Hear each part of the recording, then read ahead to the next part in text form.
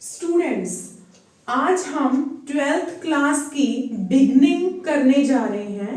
12th class का जो maths का सिलेबस है उसके लिए हम एनसीईआरटी की बुक को सबसे पहले फॉलो करेंगे और उसके बाद आफ्टर कंप्लीटिंग आवर सिलेबस जो इंपॉर्टेंट क्वेश्चंस हैं उन्हें हम डिस्कस करेंगे। तो सबसे पहले जो चैप्टर हम करने जा रहे हैं उस चैप्टर का नाम है मैट्रिक्सेस। अब पहला क्वेश्चन ये है कि मैट्रिक्स होता क्या है। ठीक है, अगर हम पहले सिंपल लैंग्वेज में इसे समझने की कोशिश करें, जैसे कि हम कुछ नंबर्स को लिखते हैं, जैसे कि आप लिखते हो 2, 3, 5 फॉर एग्जाम्पल, हमने इन नंबर्स को इस तरह से लिखा है तो इन्हें हम क्या कहते हैं। अगर हम नंबर्स को इस तरह से राइट डाउन कर रहे हैं तो हम इसे क्या कहेंगे, रोज। तो स्टूडेंट्स, ये क्या चीज है, रोज। अगर हम इन्हीं नंबर्स को इस तरह से राइट डाउन करते हैं 2, 3 और 5, तो इस तरह से जो नंबर्स हम राइट डाउन करते हैं तो उन्हें हम क्या कहते हैं, कॉलम्स। तो जो मैट्रिक्स है ना, what is matrix? Matrix is the collection of some numbers in rows and columns, or you can say that matrix is an rectangular array of some numbers and functions, like जैसे आप देख रहे हैं मैं कुछ numbers को इस तरह से लिख रही हूं। अब आप देखिए ये जो नंबर्स मैंने लिखे हैं, ये जो नंबर्स लिखे इस तरह से, तो ये क्या है, रोज है। अब जैसे आपने लिखा है 2, 3, 5, ये फर्स्ट रो है, सेकेंड रो है और ये आपकी क्या हो गई, थर्ड रो। तो इसे हम किस तरह से डिनोट करेंगे, R1, R2, R3। और जो नंबर्स हम इस तरह से राइट डाउन कर रहे हैं इसे हम क्या लिखेंगे, C1, C2 एंड C3। अब जो मैट्रिक्स है उसे हमने एक स्क्वायर ब्रैकेट से क्लोज किया, जैसे आप देख रहे हो स्क्वायर ब्रैकेट्स।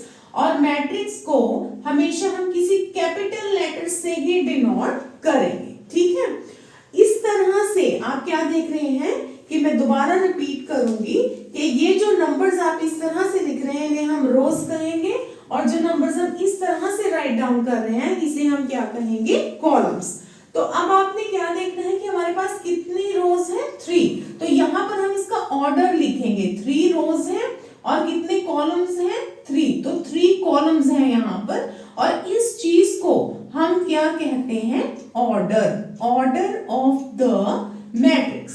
तो स्टूडेंट्स, अब आपने करना क्या है, ये तो हो गया कि हमने सिंपल लैंग्वेज में समझ लिया matrix is an rectangular array of some numbers और फंक्शंस। और जो एंट्रीज आपने दी हैं, जैसे कि आपने 2, 3, 5 दिया है, तो ये जो एंट्रीज है ना, these are called the elements of the matrix, like 2, 3, 5।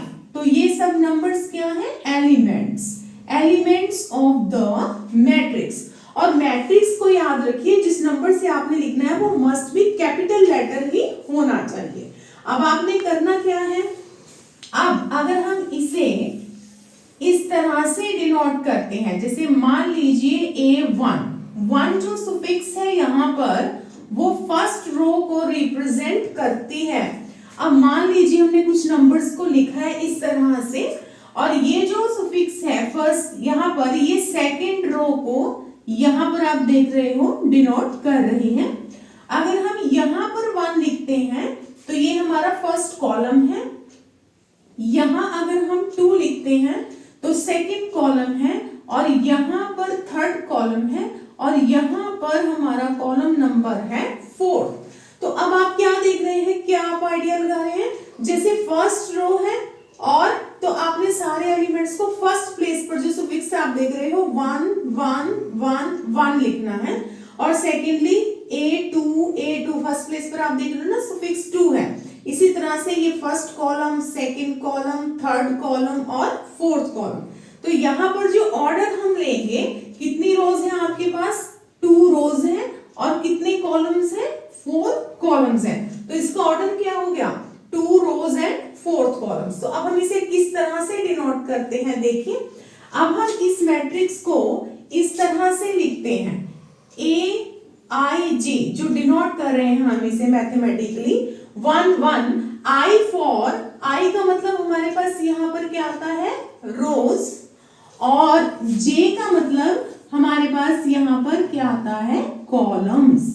और यहाँ पर अगर हम M क्रॉस N लिखते हैं तो M का मतलब हमारे पास क्या है, नंबर ऑफ रोज, और N का मतलब हमारे पास क्या है, नंबर ऑफ कॉलम्स। ठीक है, तो यहां से हमारे पास एक डेफिनेशन ऑफ मैट्रिक्स कंप्लीट होती है। अब हम चलते हैं टाइप्स पर कि मैट्रिक्स के कितने टाइप्स होते हैं। ठीक है, अब जो टाइप्स ऑफ मैट्रिक्स है उसे भी हम डिस्कस करेंगे। देखिए, अब जैसे यहां पर हम सबसे पहले जो मैट्रिक्स डिस्कस कर रहे हैं वो है रो मैट्रिक्स, क्योंकि यहां पर हम टाइप्स को डिस्कस करने जा रहे हैं। रो मैट्रिक्स क्या होती है स्टूडेंट, अ मैट्रिक्स विच है single row, single row may be any columns, तो रो इसमें सिंगल होनी चाहिए। जैसे मान लीजिए यहाँ पर है 1 2 3, अब जैसे आप देख रहे हो कि रो इसमें सिंगल है, कॉलम्स इसमें 1 2 3, कितने भी कॉलम्स आप ले सकते हो। तो जिसका ऑर्डर होगा ना, जो आई है, आई ऑलवेज क्या होगा, 1, और यहाँ पर हमारे पास जो कॉलम्स है वो 3 है, तो इसे हम डिनोट करते हैं ए से। अगर आप मैथमेटिकली देखेंगे तो यहाँ पर हम इसे क्या लिखते हैं, ए आई जे, एंड आई यहाँ पर क्या है, 1, समझ रहे हैं ना आप, आई को हम यहाँ पर 1 लिख सकते हैं, मतलब आई यहाँ पर 1 है, और जे यहाँ पर वेरी करेगा, जे क्या है हमारे पास, कॉलम। तो मतलब सिंपल लैंग्वेज में आप कह सकते हो कि रो मैट्रिक्स क्या होती है, जिसमें सिंगल रो होती है। ठीक है, अब इसी तरह से अगर आप कॉलम मैट्रिक्स लेते हो, कॉलम मैट्रिक्स, तो कॉलम मैट्रिक्स में क्या होगा, देखिए जो कॉलम मैट्रिक्स हम ले रहे हैं उसमें क्या होगा कि आपने इसी को ही, जैसे आप रो ले रहे हो, यहां से आपने इसे कॉलम में कंप्लीट कन्वर्ट कर देना है।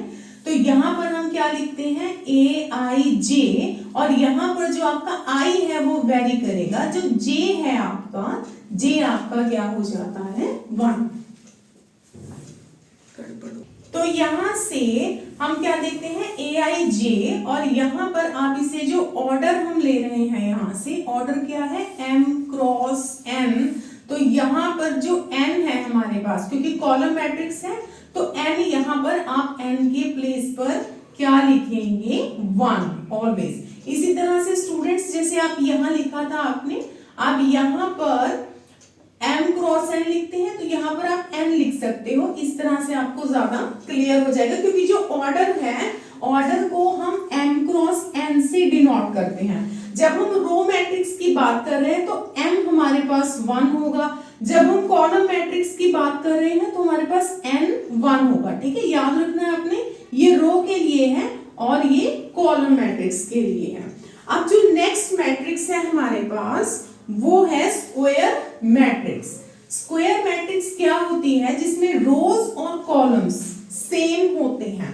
अब देखिए, जैसे हम एक मैट्रिक्स लेते हैं ए, ठीक है, अब हम इसमें कुछ नंबर्स को लिख रहे हैं इस तरह से 2 5 10 30, तो अब आप इसमें क्या देख रहे हो, 2 रोज हैं और 2 कॉलम्स हैं, ऑर्डर सेम है यहाँ पर। तो मतलब जो मैट्रिक्स हम ले रहे हैं ए आई जे, उसमें m क्रॉस n, हमारे पास जो m है और n है वो इक्वल हैं, यहाँ पर ये नंबर इक्वल है, तो इनका ऑर्डर इक्वल है, तो इसलिए ये क्या हो गया, स्क्वायर मैट्रिक्स,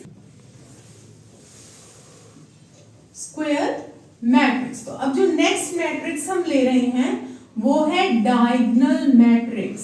डायगोनल मैट्रिक्स क्या होती है स्टूडेंट्स, जैसे आप एक मैट्रिक्स ले रहे हो, उसमें कुछ नंबर्स हम इस तरह से लिखते हैं। ठीक है, अब ये हो गए आपके डायगोनल एलिमेंट्स, इन्हें हम किस तरह से दिखाते हैं, जैसे आप A1 1 लिखते हो, है ना, A2 2, और यहाँ पर हम क्या लिखते हैं A3 3। अब आप क्या देख रहे हो इसमें कि जो हम ए आई जे मैट्रिक्स लेते हैं उसके लिए आई और जे जो सुफिक्स इक्वल है वहां पर तो हमारे पास एलिमेंट्स हैं, और जो इक्वल नहीं है जैसे आई नॉट इक्वल टू जे तो फिर उसके लिए वो ए आई जे किसके बराबर है, 0।